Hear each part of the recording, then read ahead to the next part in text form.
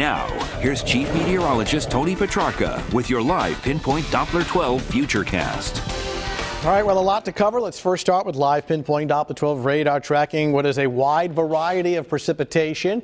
The colors on the map represent precipitation type. The blue is snow, the pink is a mixture, and the green is rain. I've overlaid the temperatures on top of the radar. What we've noticed, at least within the last couple of hours, a lull in the intensity and a break in the precipitation. You see snow off to our west in northwestern suburbs, rain across southeastern Massachusetts. And what will happen is those areas that have snow now will transition over to sleet and freezing rain, and that will ease up on the accumulations, but it will just make things icy all over again. So overnight tonight, rain in our south and eastern suburbs.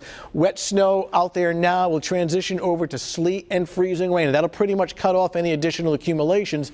But again, it still makes untreated surfaces slippery overnight through tomorrow morning. Winds remain gusty. We've had gusts between 50 and 60. Some sporadic reports of power outages and some power flickering, and that'll continue overnight tonight. Wind gusts have been pretty impressive. Nantucket last hour gusted to 63.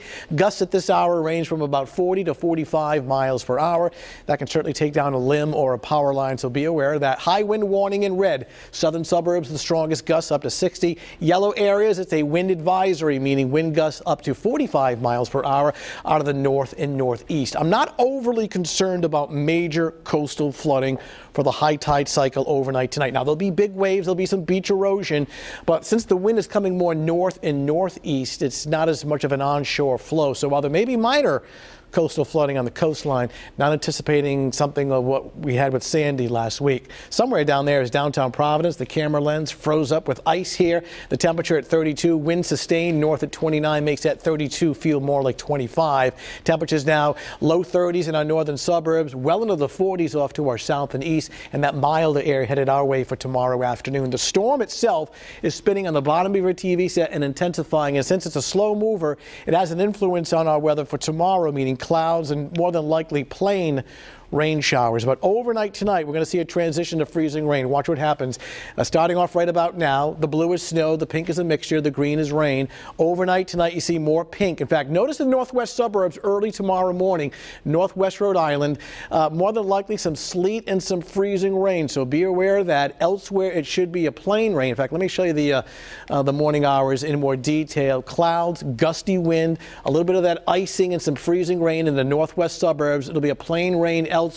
By 11 o'clock in the morning, the temperature above freezing. You don't see a lot of precipitation tomorrow afternoon, but it will be in the form of plain rain as temperatures should head well above freezing. Still a very windy day right on through tomorrow evening. As far as the best chances for accumulations, the computer's indicating our northwestern suburbs. Most of this has been realized already, but 2 to 4 inches in the areas in gray, 4 to 6 in the Connecticut River Valley. You get closer and closer to the southern suburbs, it's more like a coating to 1 inch. So central, western Kent, Providence County, 2 to 4 inches of snow. That includes Bristol County, Massachusetts as well. Tomorrow afternoon, here we are. It's a windy day. It's a raw day. Temperatures in the 40s, but it will be plain rain showers. Not anticipating any kind of frozen precipitation.